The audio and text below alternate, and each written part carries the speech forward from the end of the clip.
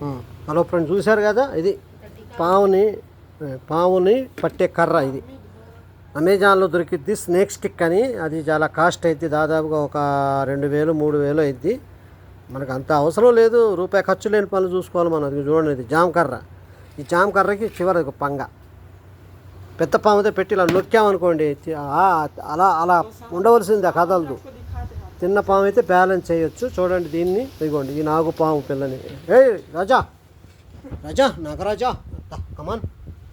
దీన్ని ఈ కర్రతో క్యాచ్ చేసి జాగ్రత్తగా డబ్బాలో పెట్టా. ఇందాక చూశారుగా డబ్బాలో ఎలా పెట్టాను. అది కనుక కంపల్సరీ సిటీల్లో ఉన్న వాళ్ళైనా సరే, చెప్పాక సిటీల్లో కూడా ఉంటాయి పాములు, డ్రైనేజీల ద్వారా వస్తాయి, వచ్చి ఇళ్లలో దూరతాయి.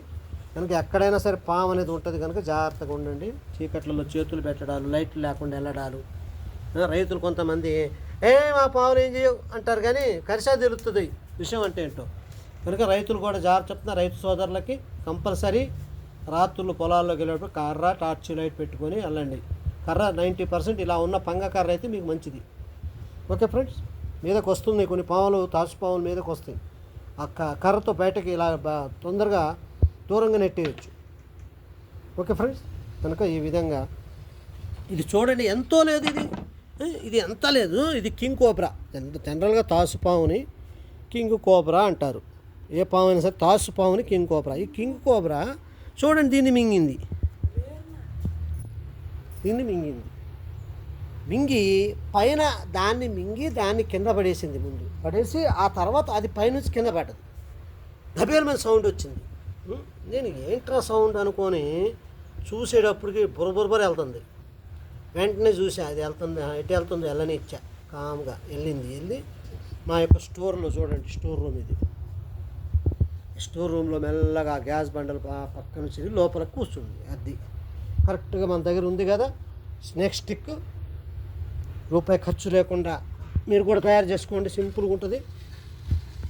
ఇలాగా స్నేక్ స్టిక్. డబ్బులు ఉంటే అమెజాన్లో తెప్పించుకోండి.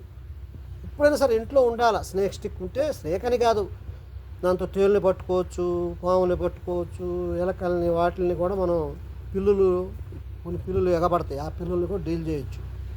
ఇంకా స్నేక్ స్టిక్ ఉంటే మంచిది. ఇంకా మనం పేపర్ తయారు చేసుకోండి జామ కర్రతో ఇలాగా. ఓకే ఫ్రెండ్స్, వీడి స్నేక్ స్టిక్తో దాన్ని పట్టే తాసుపాముని చూడండి. అది దాన్ని మింగి ఇంకా దాన్ని మింగాలని చూస్తుంది చూడండి. అది మింగలేక, చిన్న వయసు పిల్ల కదా చూడండి, చిన్న వయసు పిల్ల మింగలేక మళ్ళీ కక్కేసింది. చూడండి ఎలా దాని డ్యామేజ్ అయింది చూడండి. మింగలేక కక్కేసి కింద పడేసింది. ముందు కింద పడేసి అది ఎక్కడ పడ్డదా అని చూసుకుంటూ వచ్చి అది తర్వాత అది కింద పడ్డది. ఎక్కడి నుంచి చూడండి, ఈ షెడ్ కాడ నుంచి చూస్తున్నారు కదా. అది కనుక మనం ఎక్కడైనా సరే పల్లెటూర్లని, టౌన్లని, సిటీలని కాదు, ఎక్కడ ఉంటాయి పాములు.